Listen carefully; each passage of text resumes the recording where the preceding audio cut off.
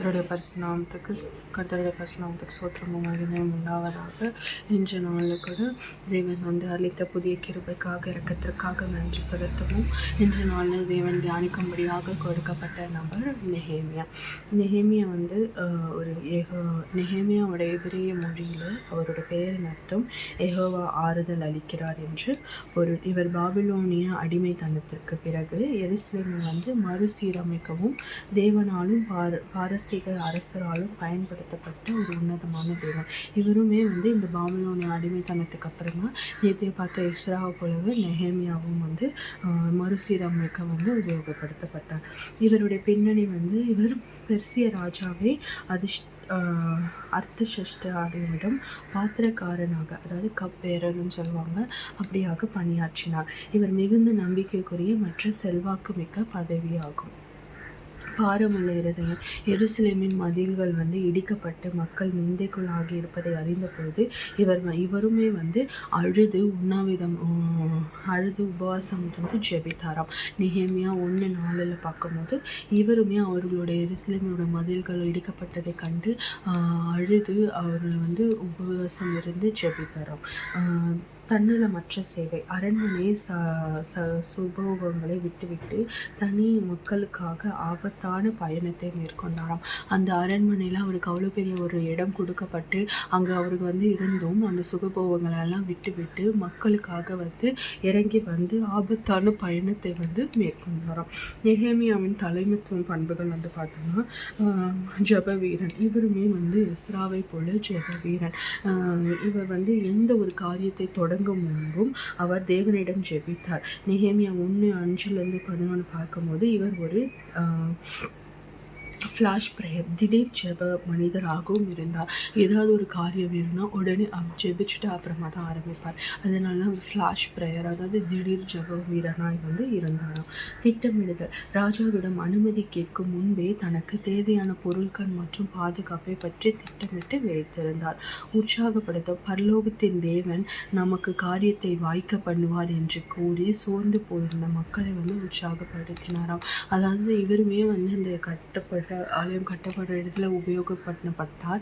ராஜாவிடம் அனைத்து காரியங்களையும் கேட்டு தேவனுடைய நாமத்தை நிமித்தம் பெற்றுக்கொண்டார். அதே போல உற்சாகப்படுத்துறது. யாராவது சோர்ந்து போயிருந்தாலும் பரலோகத்தில் இருக்கிற தேவன் நமக்கு காரியத்தை வாய்க்க பண்ணுவார் என்று சொல்லி அவர்களை உற்சாகப்படுத்துவாராம். இவருடைய முக்கிய சாதனைகள் மதில் கட்டுதல். எதிரிகள் கடும் எதிர்ப்பு இருந்தாலுமே 52 நாட்களிலே எருசலேமின் மதில்களை கட்டி முடித்தாராம். 52 நாளில் எருசலேமோட மதில்களை கட்டி முடித்தார். சமூக சீர்திருத்தம். ஏழை மக்களிடம் வட்டி வாங்குவதை தடுத்து ஏழைகளுக்கு நீதி வழங்கினார் என்று பார்க்கப்படுகிறது. ஆன்மீக எழுப்புதல். தேவபாகரனாகிய எஸ்ராவை கொண்டு நியாய பிரமாணத்தை வாசிக்க செய்து மக்கள் மத்தியில் ஒரு பெரிய மனம் திரும்புதலையும் உடன்படிக்கையும் ஏற்படுத்தினார். நேற்றைய தினத்தில் நம்ம பார்க்கும்போதே எஸ்ரா வீதிகளில் நின்று அந்த நியாய பிரமாணத்தை வாசித்து விளக்கம் கொடுத்தார். அது இவர் தான் உற்சாகப்படுத்தி அதை செய்யும்படியாய் சொல்லி மக்களிடத்தில் ஒரு ஆன்மீக எழுப்புதலை உண்டு பண்ணினாராம். இவருடைய மரணம் பார்த்தோன்னா வேதாகமத்தில் நெகேமியா எப்பொழுது எங்கே இருந்தார் என்று இவரை பற்றியும் குறிப்பிடப்படவில்லை. நெகேமியா புத்தகத்தின் கடைசி வசனத்தில் அவர் என் தேவனே எனக்கு நன்மை உண்டாக என்னை நினைத்தருளும் என்று ஜெபித்து நிறைவேற்றினார். அந்த 13:31 கடைசி வசனத்தில் என் தேவனே எனக்கு நன்மை உண்டாகும் என்னை நினைத்தருளும் என்று ஜெபத்தோடு அதை நிறைவாக்கினாராம். யூத பாரம்பரியத்தின்படி இவருமே முதிர் வயதில் இறந்திருக்கலாம் என்று நம்பப்படுகிறது. ஆனால் அதற்கான ஆதாரம் எதுவும் இல்லை. வேதாகமம் அவருடைய மரணத்தை பற்றி மறைத்து அவருடைய அர்ப்பணிப்பு வாழ்வை மாற்றும் விசுவாச வாழ்வை மாத்திரம் நமக்கு முன்னிலைப்படுத்தி காண்பித்தது. இந்த நெகேமியா பார்த்தோன்னா ஒரு சாதாரண அரசு அதிகாரியாக இருந்து தேவனுக்கு செய்த காரியமும் பெரியதாக இருந்ததாம். ஜெபமும் முயற்சியும் இணைந்தால் முடியாதது எதுவும் இல்லை என்பது இவர் வாழ்விலிருந்து நம்ம கற்றுக்கொள்ளக்கூடிய பாடம். ஸோ நம்ம நேற்று தினத்தில் பார்த்த எஸ்ராவை போல இவர் நெகேமியாவுமே அவர் எஸ்ரா வேதத்தில் பிரியமாக இருந்தது போல இவர் ஒரு ஜெப வீரராக இருந்தார். அதாவது தன் எல்லா காரியத்துக்கு முன்பாக, அது சிறிய காரியமோ பெரிய காரியமோ எந்த காரியத்துக்கு முன்பாகவோ அதை செய்வதற்கு முன்பாக ஜெபித்து விட்டு செய்யும் பழக்கத்தை கொண்டவராம். அதன் மூலமாக தான் அவர் அவ்வளோ பெரிய ஒரு பொறுப்பில் இந்த அந்த ராஜ்யத்தில் அமர்த்தப்பட்டாலும் அவருடைய சுகங்களை எல்லாம் அந்த இடத்துல இருந்து அவர் விட்டு விட்டு மக்களுக்காக இறங்கி வந்து அவர்களுக்காக கண்ணீர் வடித்து உபவாசம் இருந்து ஜெபம் பண்ணி அவர்களுக்கான தேவைகளை அந்த மதில் கட்டுதலை வந்து தேவனோட காரியத்தை முன்வைத்து ஜெபித்து வந்து அதை செய்தார் என்று பார்க்க முடிகிறது. அதற்கான தேவைகளை எல்லாமே வந்து அரசர் மூலமாய் பெற்றுக்கொண்டார். அது எப்படி பெற்றுக்கொண்டாருன்னா அவரோட ஜெபத்தினால அவர் ஜெபிக்க ஒரு அரசரிடத்தில் கேட்ட எல்லா காரியங்களும் வந்து அவருக்கு கொடுக்கப்பட்டதுன்னு பார்க்குறோம். மேலுமே வந்து அவர் யாராவது சோர்வுற்று இருந்தாலும் பரலோகத்தில் இருக்கிற தேவன் நம்மோடு இருப்பார், அவர் எல்லாத்தையும் தருவார் என்று அந்த ஒரு உற்சாகத்தை கொடுப்பவராம். மேலும் எஸ்ராவை வைத்து அவர் வந்து பலருக்கு நியாயப்பிரமாணத்தை வாசித்து காட்டி அவர்களை வந்து ரட்சிப்புக்குள்ளாக்கி ஒரு விழிப்புதலை வந்து கொண்டு வந்தார் என்று பார்க்க முடிகிறது. இவைகள் எல்லாம் செய்து முடித்ததன் இதுவாக தான் வெறும் 52 நாட்களில் அந்த எருசலேமின் மதிலை வந்து இவர் கட்டி முடித்தார். அதற்கு விரோதமாய் அநேகர் எழும்பினார்கள். இதுவாக பார்க்கும்போது இந்த தோப்பியா, சன்பல்லாத் என்றவர்கள் எல்லாம் அவர்களுக்கு விரோதமாய் எழும்பினார்கள். அந்த மதிலை குறித்து அவ்வளோ அவதூறாக பேசினார்கள். இதெல்லாம் முடியவே முடியாது, சாத்தியமே இல்லாத ஒரு காரியம் என்றெல்லாம் பேசினார்கள். ஆனால் தேவனுடைய மகிமையும் கிருபையும் இந்த நெகேமியாவோடு இருந்ததன் நிமித்தம் அவர் வந்து 52 நாளில் மிகவும் வலுவான ஒரு மதிலை வந்து கட்டி முடித்தார் என்று பார்க்க முடிகிறது. மற்றும் இவர் சமூக சீர்திருத்தலையும் ஈடுபட்டிருந்தார். ஏழைகளிடம் வந்து அந்த நீதி வசூலிக்கும் இதுவை வந்து அவர் தகர்க்க பண்ணி அவர்களுக்கு நீதி வழங்கி கொடுத்தார். மற்றும் இவருடைய கடைசி வசனத்தை நம்ம பார்க்கும்போது நமக்கு தெரியும், என் தேவனே எனக்கு நன்மை உண்டாகும்படி என்னை நினைத்தருளும். அப்பொழுதுமே அவர் வந்து ஒரு ஜெபத்தில் தான் வந்து இந்த இதுவே வந்து முடிக்கிறார். என்னை நன்மை உண்டாகும்படி என்னை நினைத்தருளுங்க, என் நன்மை அப்படின்று முடிக்கிறாரு. இவரோட அர்ப்பணிப்பும் விசுவாசத்தையும் நம்ம பார்க்கும்போது இவர் ஒரு சாதாரண மனிதனாக இருந்து கர்த்தருடைய காரியத்தில் பெரிதாய் உபயோகிக்கப்பட்டதை நம்ம பார்க்க முடிகிறது. இப்போ இது எப்படி சாத்தியமாச்சுன்னு நம்ம பார்த்தோம் என்றால் முழுக்க இவருடைய ஜெபம். இது வந்து பாருங்கள், ஃப்ளாஷ் ப்ரேயர், அதாவது ஒரு திடீர் ஜெபம். அப்போ இப்போது ஒரு எக்ஸாம்பிளுக்கு எப்படி சொன்னது, நடந்து போயிட்டே இருக்கும். இப்போ ஒரு காரியம் அங்கே வந்து ஆகணும் அப்படின்னா உடனே கண்ட முடி ஒரு 5 நிமிஷம் ஜெபிச்சுட்டு அப்புறம் அந்த காரியத்தை செய்வது, அதுதான் ஃப்ளாஷ் ப்ரேயர், திடீர் ப்ரேயர். எங்கே ஏது என்னன்னு பார்க்காம அவர் ஜெபத்தை தொடங்கி விட்டு தான், ஜெபத்தை செய்து விட்டு தான் காரியத்தை தொடங்குவார். அந்த ஒரு நற்பண்பை வந்து கொண்டவர் தான் இந்த நெகேமியா. நேற்று பார்த்த எஸ்ரா எப்படி வேதத்தில் தியாகமாக இருந்தாலும் இவர் வந்து ஜெப வீரராக இருந்தார் என்று பார்க்க முடிகிறது. அதனால தான் அவரை கொண்டு நியாயப்பிரமாணத்தை படிக்க வைத்தார். இவர் வந்து ஜெபத்தில் ஈடுபட்டார். அப்படி தான் இவங்க 2 பேரும் சேர்ந்து அந்த காரியங்களை வாய்க்க பண்ணினார்கள்.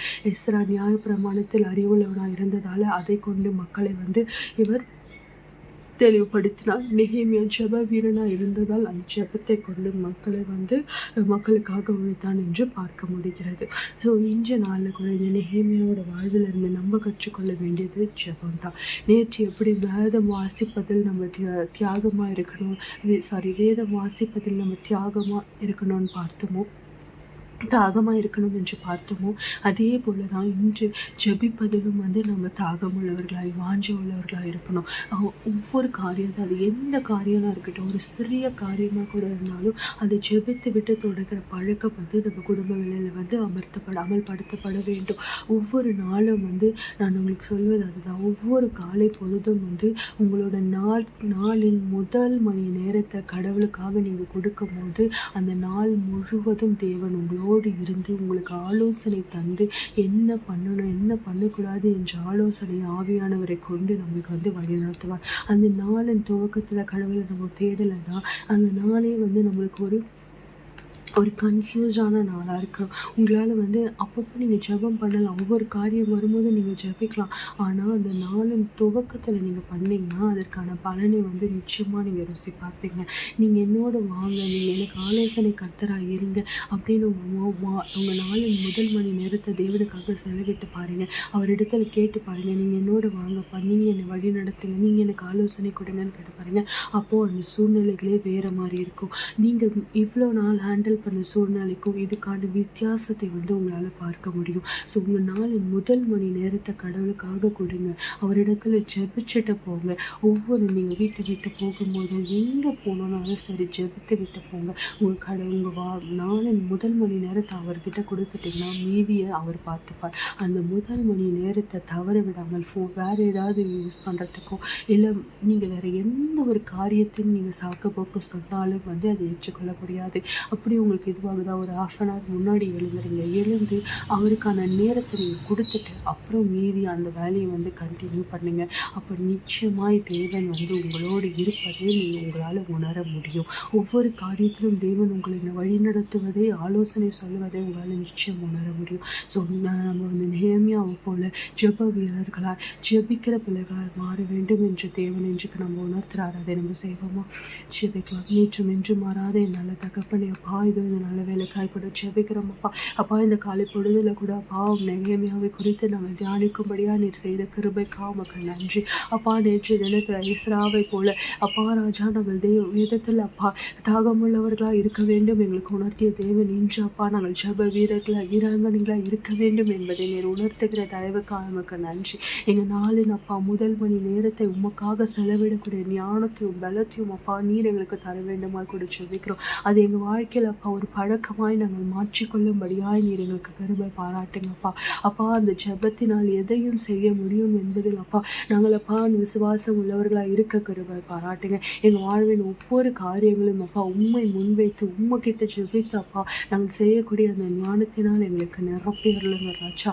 அப்பா நீர் அப்பா பரலோகத்தின் தேவன் நமக்கு காரியத்தை வாய்க்க பண்ணுவார் என்று சொன்ன நெகேமியாவின் வார்த்தைகள் பிரகாரம் நாங்களும் அதை எங்கள் வாழ்வில் கொண்டப்பா நீர் அனைத்தையும் செய்ய வாய்க்க பண்ணுவீர் என்று நாங்கள் விசுவாசிக்கும்படியாக அதற்கு அப்பா நாங்கள் எங்களை சீர்படுத்தி கொண்டு அப்பா நாங்கள் உண்மை முன்வைத்து ஒவ்வொரு காரியத்திலும் நீப்பா உண்மை முன்வைத்து நாங்கள் செயல்படக்கூடிய உம்மிடத்தில் ஜெபித்து விட்டு செய்யக்கூடிய பழக்கத்தை நாங்கள் உண்டு பண்ணிக்கொள்ள கிருபை பாராட்டுங்க அப்பா. அதை கேட்குற ஒவ்வொருத்தரையும் கூட நீர் ஆசீர்வதிங்க. இந்த நாளின் முதல் மணி நேரத்தில் கூட அப்பா உமக்காக நாங்கள் செலவிட்டப்பா அப்பா உம்மை முன்வைத்து நீங்கள் எங்கள் கூட வாங்கப்பா நீர் எங்களை வழிநடத்துங்க என்று அப்பா நாங்கள் சொல்லிவிட்டு செய்யும்படியாக எங்களுக்கு ஞானத்தினால் நிரப்புங்க. நீரே எங்களோடு இருந்து எங்களை வழிநடத்துங்க, ஆசீர்வதிங்க, பலப்படுத்துங்க. மீட்பெரும் ரட்சகருமாக இயேசு கிறிஸ்துவின் ஜெபத்தில் நிச்சயம் நாங்கள் தகப்பனே. ஆமென்.